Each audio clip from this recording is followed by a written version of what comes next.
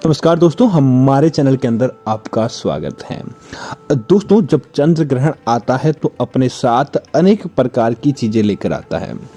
जैसे कई बार वह चंद्र ग्रहण आपके लिए बहुत ज़्यादा फायदेमंद होता है, तो कई बार आपकी गलती के कारण ही वह चंद्र ग्रहण बहुत ज़्यादा आपको नुकसान करने वाला होता है। दोस्तों, ऐसा कोई भी व्यक्ति नहीं चाहेगा कि उसका नुकसान हो, हर कोई यही चाहता है कि उसका फायदा हो। तो आज का ये उपाय अशोक सुंदरी उपाय कहा जाता है। इस उपाय को अगर कोई भक्त करता है तो दोस्तों उसे चंद्र ग्रहण का इतना ज़्यादा लाभ प्राप्त होता है कि आप कल्पना नहीं कर सकते। दोस्तों, ये चंद्र ग्रहण नहीं, मनोकामना पूर्ति मार्ग कहे तो बड़ी बात नहीं होगी, क्योंकि इस उपाय को करने के बाद आपका घर परिवार बदलने वाला है। दोस्तों, इस चंद्र ग्रहण के दौरान अनेक प्रकार की सकारात्मक ऊर्जाएं होती है जो लोगों के घरों के अंदर प्रवेश करती है।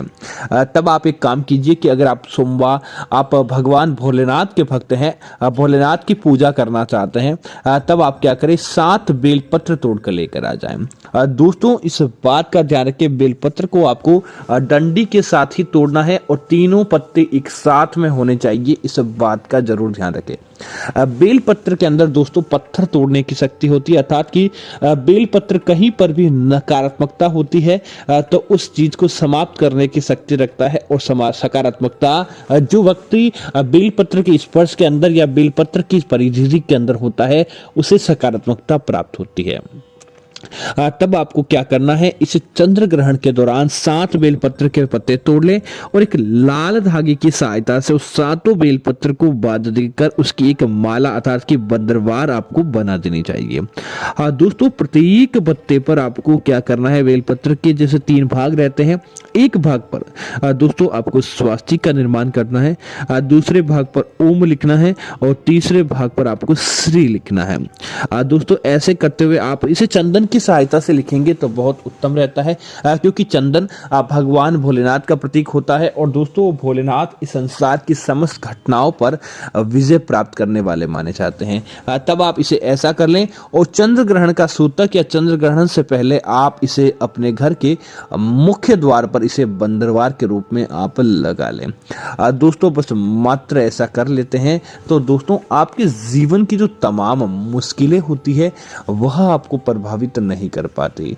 मुश्किलें वह बंदरवार आपके घर के अंदर प्रवेश नहीं करने देती है और इस चंद्र ग्रहण के माध्यम से जो सकारात्मकता फैलती है वह सकारात्मकता आपके ऊपर अपने आप ही आने लगती है। इसी वजह से इसका विशेष महत्व हो जाता है। दोस्तों, जब आपका चंद्र ग्रहण समाप्त हो जाए, उस चंद्र ग्रहण का प्रभाव समाप्त हो जाए, सूतक काल समाप्त हो जाए, तब आप इस बंदरवार को वापस निकाल दें और बंदरवार को निकालकर जो बेलपत्र के 7 पत्ते थे उनको वापस अलग अलग कर लें। और दोस्तों, आप चारों दिशाओं की तरफ चले जाएं। चारों दिशाओं में आपको यह बेलपत्र अलग अलग जगह पर फेंक देना चाहिए। उसके बाद भी आपके 3 पत्ते बच जाते हैं। दोस्तों, इनमें से एक पत्ता तो क्या करना चाहिए, आपको जमीन के अंदर धरती माता को समर्पित करना है और जमीन की दिशा की तरफ आपको पाताल की तरफ डालना है, तो जमीन के अंदर गड्ढा खोद कर दबा दें। अगला पत्ता आपको नदी तालाब आदि के अंदर विसर्जित कर देना चाहिए। और दोस्तों, जो सबसे अंतिम 7वां पत्ता बच जाता है, उस पत्ते को दोस्तों आपको अपने पास ही रख लेना चाहिए। इस पत्ते के अंदर दोस्तों ऐसी शक्ति निमित होती है कि जो लाख गुना प्रयत्न करने के बाद भी आपके काम नहीं बन पा रहे थे वह आपके काम बनने लगते हैं। उन कामों के अंदर आपको विजय की प्राप्ति होती है और कोई भी आपका बाल बांका नहीं कर पाता है।